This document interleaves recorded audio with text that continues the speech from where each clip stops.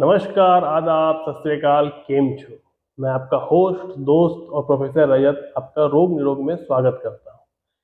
आज का जो हम लोग का टॉपिक है वो कुछ ऐसा टॉपिक है जिसके बारे में लोग ज़्यादा बात नहीं करते हैं या जिनको ये प्रॉब्लम होती है वो ये बात नहीं करना चाहते हैं कि उनको लोग जज करेंगे। वो शर्माते हैं या डरते हैं लोगों से जज होने से। लोग मेंटल हेल्थ को इतना भी ज़्यादा तवज्जो आज के भी डेट में नहीं देते हैं, लेकिन जिसको देना चाहिए, जो होता है एक्चुअल में ये चीज़ें होती हैं। ठीक है, मेंटल हेल्थ के बारे में लोगों को सोचना चाहिए। जिसमें इंसान हमेशा नेगेटिव सोचता है, हमेशा दुख में रहता है, सैड, मतलब कि कुछ भी हो उसको खुशी नहीं होती है। उसको जिस चीज़ में इंटरेस्ट था, जिसमें खुशी मिलती जो चीज़ करने में, वो भी नहीं करना चाहता है। और धीरे धीरे उसको अवसाद घेर लेता है, यानी डिप्रेशन हो जाता है। अंग्रेजी में इसको डिप्रेशन बोलते हैं और हिंदी में इसको अवसाद बोलते हैं। आज का जो टॉपिक है वो है डिप्रेशन। आखिर डिप्रेशन होता क्या है? सबसे पहला सवाल है। हम और आप यही सोचते हैं कि आखिर वर्ड सुनते हैं ना कि डिप्रेशन हो गया उसको, फलाने फलाना डिप्रेशन में। आखिर डिप्रेशन होता है क्या? देखिए, डिप्रेशन एक ऐसा कंडीशन है जिसमें इंसान का जो मूड होता है वो स्टेबल नहीं होता है। ठीक है, वो हमेशा निगेटिव पार्ट में रहता है, पॉजिटिव नहीं हो पाता है। वो किसी भी चीज को लेके पॉजिटिव नहीं होता है, हमेशा वो दुखी रहता है। उसका एनर्जी कम रहता है, हमेशा वो थकावट रहता है। उसका बॉडी का जो पोस्चर होता है, जो उसका बॉडी लैंग्वेज होता है, वो भी पूरा गिर जाता है, ढल जाता है। धीरे धीरे वो इतना ज्यादा परेशान हो जाता है कि हर छोटे बात पे उसको गुस्सा आना, चिड़चिड़ापन होना, लोगों से बात नहीं करना पसंद करना, या फिर उसको सुसाइडल थॉट्स आने लगते हैं। तो कुछ इस तरह का व्यक्ति जब होता है तो उसको हम लोग बोलते हैं कि डिप्रेशन है। और कम से कम डिप्रेशन 2 हफ्ता तक इन तरह के सिम्टम्स दिखाई देने चाहिए, तब बोल सकते हैं कि किसी को वो डिप्रेशन में। तो ये कंडीशन आपका किसी एक व्यक्ति को डिप्रेशन डिस्क्राइब करता है कि वो डिप्रेशन में है। अगर हम लोग बात करें कि डिप्रेशन आखिर होता क्यों है, तो उसके दो चीजों पे बात करना पड़ेगा। एक है आपका रिस्क फैक्टर और दूसरा आपका पैथोफिजियोलॉजी। जो रिस्क फैक्टर सबसे पहले आपका आता है जेनेटिक्स। जेनेटिक्स बहुत ज्यादा इंपॉर्टेंट रोल प्ले करता है किन्हीं किन्हीं में डिप्रेशन को लेकर, क्योंकि किन्हीं किन्हीं का जेनेटिक डिफिशियंसी या जेनेटिक बनावट जो होता है वो कुछ ऐसा होता है कि वो बहुत जल्दी डिप्रेस्ड हो जाते हैं, बहुत जल्दी उनको अवसाद घेर लेता है, बहुत जल्दी वो स्ट्रेस में आते हैं और डिप्रेशन में चले जाते हैं। जैसे ट्विन्स होते हैं, उनमें ये चीज कॉमन देखने को मिलता है। इसके अलावा एक होता है इन्वायरमेंटल फैक्टर। अब इसका मतलब ये नहीं कि वातावरण कैसा है, मौसम कैसा है, वो नहीं। इसका मतलब ये है कि जैसे कोई व्यक्ति का वर्किंग इन्वायरमेंट कैसा है, बहुत ज्यादा स्ट्रेसफुल है, उसको परेशान किया जा रहा है, या वहाँ पे वर्क कल्चर बहुत खराब है, या फिर उसका घर का इन्वायरमेंट कैसा है, फैमिली में किसी तरह का डिस्प्यूट चल रहा है, बहुत परेशानी चल रहा है, जैसे जमीन का विवाद चल रहा है, दो भाइयों में प्रॉब्लम चल रही है, ठीक है, या हस्बैंड वाइफ के बीच प्रॉब्लम चल रही है, रिलेशनशिप में प्रॉब्लम चल रहा है, तो एक ये हो गया एनवायरमेंटल फैक्टर। इसके अलावा एक होता है आपको कि किसी तरह का उसको, किसी व्यक्ति को सदमा लगा हो, कुछ उसके साथ बहुत बुरा हो गया हो, या चाइल्ड एब्यूज एक बोल सकते हैं कि बचपन की तरह का इस तरह कुछ ऐसी घटनाएं घट गई हो जो नहीं घटनी चाहिए, जिसकी वजह से वो बड़े जवानी में भी डिप्रेशन में है। ठीक है, बुढ़ापा तक वो चीज़ परेशान कर रहा है। इसके अलावा एक होता है कि लोग गलत चीज़ों का सेवन करने लगते हैं, जैसे बहुत ज़्यादा दारू पीना, अल्कोहलिज्म ज़्यादा हो जाना, या फिर ड्रग्स लेना, जैसे हीरोइन, कोकेन हो गया। वो नहीं मिलने पे व्यक्ति डिप्रेशन में चला जाना शुरू हो जाता है। तो ये कुछ फैक्टर्स हैं जो डिप्रेशन करवाने में रिस्पॉन्सिबल होते हैं। आप बोल सकते हैं कि कारक है जो डिप्रेशन करा सकते हैं। इसके अलावा आपको होता है पैथोफिजियोलॉजी। तो पैथोफिजियोलॉजी की अगर हम लोग बात करें तो आज तक एक्चुअल में पता नहीं चल पाया है कि एक्चुअली डिप्रेशन होता है क्यों है। ठीक है, इसका अब तक पूरी तरह से हम लोग खोज नहीं कर पाए हैं, जवाब नहीं मिल पाया। लेकिन 3 थ्योरी हैं जो डिप्रेशन के बारे में बात करती हैं, और ये तीनों थ्योरी अपने जगह पे साइंटिफिकली सही है। ठीक है, कहीं ना कहीं डिप्रेशन को जस्टिफाई करती हैं। जैसे सबसे पहला आपका थ्योरी है मोनोअमीन थ्योरी। इसमें बात होता है कि दो आपका केमिकल मैसेंजर है, एक्चुअल में यहाँ पर चार है, पहले दो पे समझिए। दो केमिकल मैसेंजर, या आप उसको न्यूरो बोल सकते हो या हार्मोन बोल सकते हो। इनका काम होता है कि एक नर्व सेल से दूसरे नर्व सेल पे मैसेज को ट्रांसमिट करना।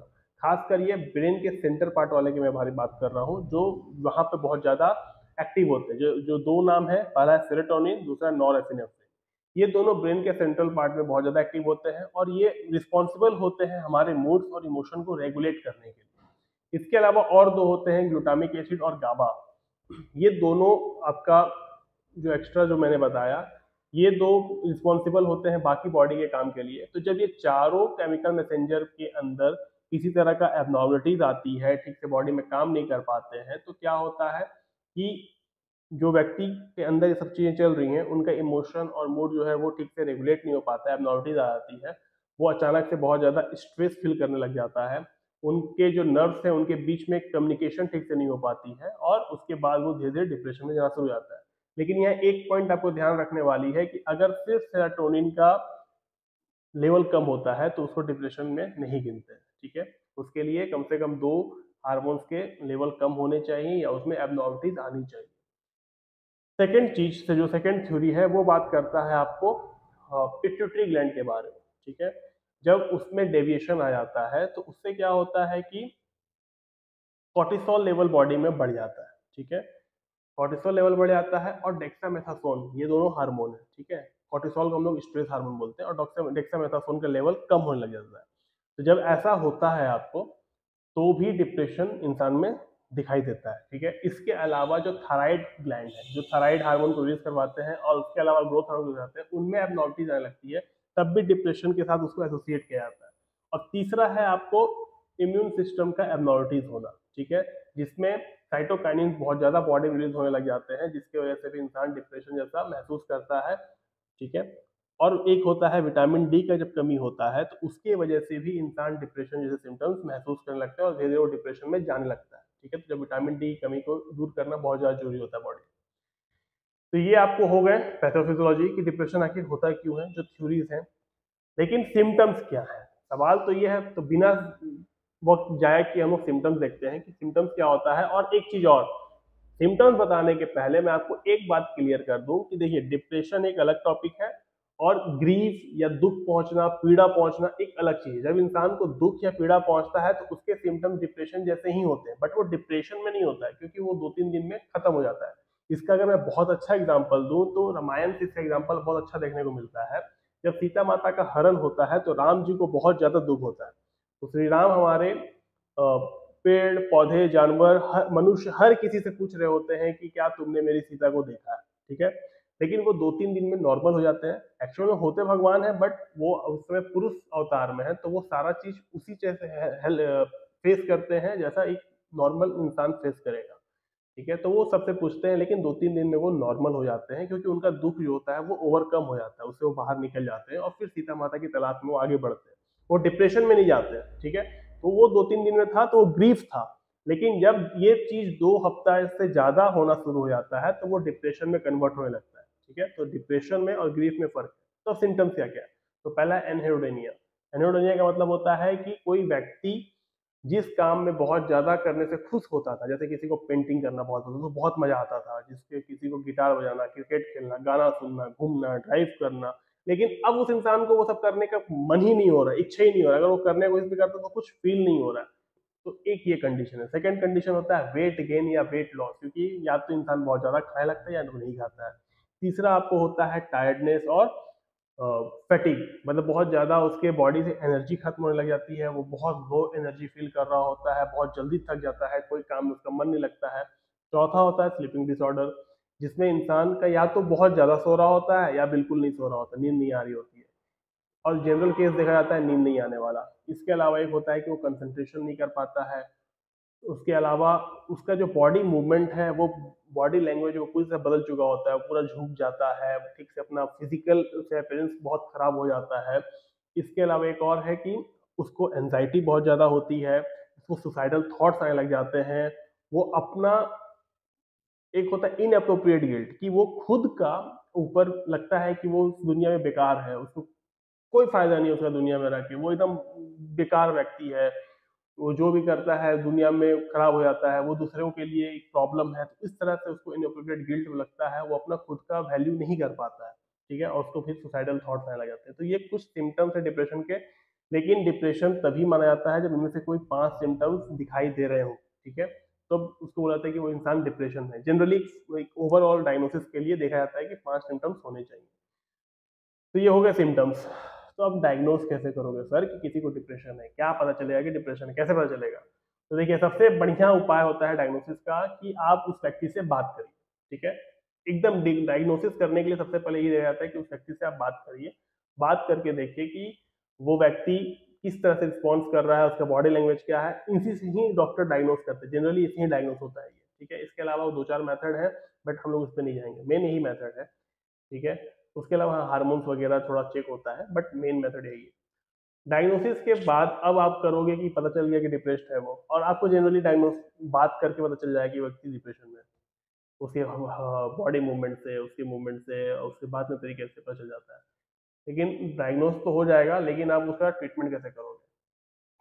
तो इसका ट्रीटमेंट करने के लिए सबसे पहले होता है आपको लाइफस्टाइल चेंज करना। जब भी आप डॉक्टर के पास जाओगे, साइकेट्रिस्ट के पास जाओगे, या किसी हेल्थ प्रोफेशनल के पास जाओगे, तो वो आपको बोलेगा कि अपना लाइफस्टाइल चेंज करो, जिसमें आप जल्दी उठो, कोशिश करो एक्सरसाइज करने का, मेडिटेशन करने का, अपने खान पान को सुधारो, बॉडी में पॉजिटिवनेस लाने के लिए आप कुछ अपना जो आपको पसंद है वो करो, ठीक है, लोगों से बात करो। तो ये होता है इससे पहला सिम्टम्स। लेकिन डिप्रेशन कभी भी सिंगल ट्रीटमेंट से ठीक नहीं होता है, इसमें बहुत हेल्पफुल होता है मल्टीपल ट्रीटमेंट, यानी कॉम्बिनेशन वाले जो ट्रीटमेंट होते हैं वो ट्रीटमेंट इससे बहुत ज़्यादा इफेक्टिव होता है। सेकेंड जो ट्रीटमेंट चल रहा होता है वो होता है साइकोटिक थेरेपी, ठीक है, या जिसमें आप बोल सकते हो टॉकिंग थेरेपी। इसमें दो तरह के थेरेपी होते हैं, एक कंजेस्टिव बिहेवियरल थेरेपी और दूसरा होता है आपको इंटरपर्सनल थेरेपी। इसका बहुत बढ़िया एग्जांपल आपको मैं दूंगा, एक मूवी है शाहरुख खान की और आलिया भट्ट की, डियर जिंदगी। उससे कंजेस्टिव बिहेवियरल थेरेपी का मतलब होता है कि आप उस व्यक्ति के सोचने की क्षमता को, जो निगेटिव सोच रहा है हर चीज को, कैसे वो किसी चीज को रिस्पॉन्ड कर रहा है, और जनरली वो निगेटिवली रिस्पॉन्ड करता है, कुछ भी उसकी लाइफ में हो रहा है उसको बहुत ज्यादा लेके स्ट्रेसफुल हो जा रहा है, उसका जो रिस्पॉन्स आ रहा है वो डिस्ट्रक्टिव आ रहा है, कंस्ट्रक्टिव नहीं है, ठीक है। जिसमें अगर मैं बात करूँ डियर जिंदगी से रिलेट करूँ, तो उसमें आपने देखा होगा कि आलिया भट्ट के लाइफ में कुछ भी होता है बुरा तो वो तुरंत परेशान हो जाती है, मिर्च खाने लग जाती है, गुस्सा होने लगती है, रात रात भर सो नहीं पाती है उस चीज़ की वजह से।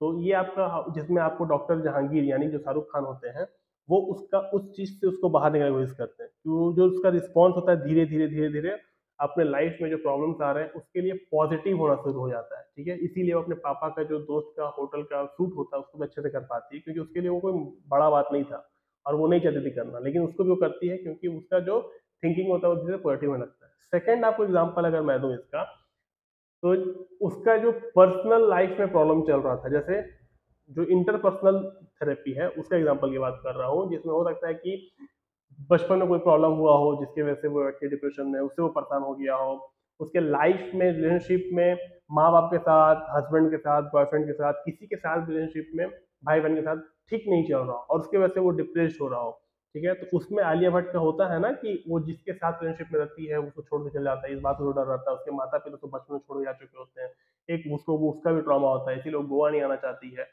तो वहां पे शाहरुख खान जो होता है वो उसका इंटरपर्सनल थेरेपी भी करता है, जिसमें वो बोलता है कि अपने माता पिता से आज तुमको आधे घंटे बात करनी है, ठीक है, तुमको गोवा में रह के घूमना है, एक्सप्लोर करना है, देखना है। तो ये एक होता है कि उसका इंटरपर्सनल थेरेपी है, ताकि जो उसके पास्ट की चीजों को परेशान कर रही है, जो उसका पर्सनल लाइफ की चीजों को परेशान कर रही है, जिससे वो डिप्रेशन जा रही है, उस चीज से वो ओवरकम कर सके और उससे वो अब आगे फ्यूचर में डिप्रेशन ना जाए, ठीक है।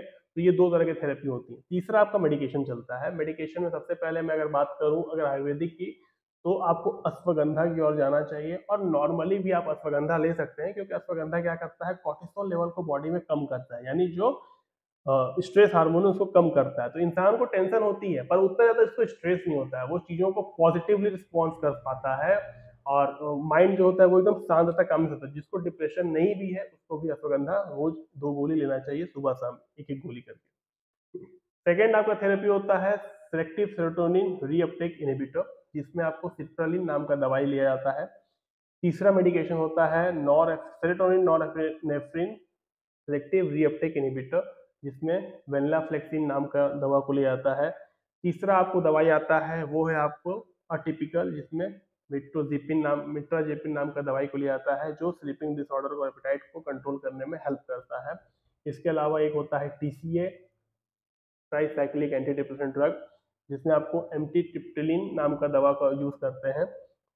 इसके अलावा विटामिन डी का यूज करते हैं, ठीक है, थायराइड हार्मोन को नॉर्मल करने के लिए उसका उपयोग करते हैं, और कॉर्टिसोल लेवल को साइटोकाइनिन को कम करने के लिए यूज करते हैं, ठीक है। तो इन कॉर्टिसोल को यूज करते हैं ताकि साइटोकाइनिन के लेवल कम हो सके। तो ये कुछ दवाइयां हैं जिनको आप डिप्रेशन में यूज कर सकते हैं। तो उम्मीद है कि यहाँ तक आपको डिप्रेशन में सब कुछ क्लियर होगा कि क्यों होता है, क्या दवा खा सकते हैं, क्या दवा दिया जाता है, ठीक है। लेकिन डिप्रेशन में सिर्फ एक वीडियो बनाने से काम नहीं चलेगा, इसमें 2-3 वीडियो बनाने की जरूरत है। तो ये था डिप्रेशन का एक ओवरव्यू कि क्यों होता है, क्या होता है, कैसे होता है, किस लिए होता है। अब तक आपको सब कुछ चीज़ें समझ में आया होगा, लेकिन डिप्रेशन से ओवरकम करते कैसे हैं और क्या करना चाहिए, इसके बारे में हम लोग अगली वीडियो में फिर बात करेंगे। कुछ दिन बाद वीडियो आएगी, ठीक है। तब तक अपना ख्याल रखिए, अपने आप को पॉजिटिव रखिए। अगर आपको कोई भी अगर आपको दिखता है कि वो डिप्रेस्ड है, तो उससे कोशिश करिए बात करने का, क्योंकि उनके पास कोई बात करने के लिए नहीं होता है। वो खुल नहीं पाते हैं, अपने प्रॉब्लम नहीं बोल पाते। अगर वो अपने प्रॉब्लम बोल पाएंगे तो शायद उनको इतना ज़्यादा प्रॉब्लम नहीं होगा। तो आप उनसे बात करिए, उनको पॉजिटिव रखने की कोशिश करिए, बट परेशान ना करिए, ठीक है। अगर कोई मेंटली डिस्टर्ब है तो प्लीज़ उसका मजाक ना उड़ाइए कि वो पागल हो गया है, दिमाग खराब है, ऐसा कुछ नहीं है। कोई अगर साइकाइट्रिस्ट के पास जा रहा है तो ये अच्छी बात है, वो पागल नहीं है। वो खुद को ठीक करने के लिए जा रहा है, क्योंकि उसके दिमाग में थोड़ी सी प्रॉब्लम है, वो डिस्टर्ब है एक्चुअल में, वो पागल नहीं हो गया। तो हाँ, मेंटल इश्यूज होते हैं, डिप्रेशन होती है, और ये रियल लाइफ प्रॉब्लम है। और आजकल अगर मैं बात करूं तो यंगस्टर में ये चीज़ ज़्यादा देखने को मिल रहा है, जबकि यंगस्टर में कम देखने को मिलता है, ठीक है। तो अगले वीडियो में लोग फिर मिलेंगे, अपना ख्याल रखिए। जय हिंद।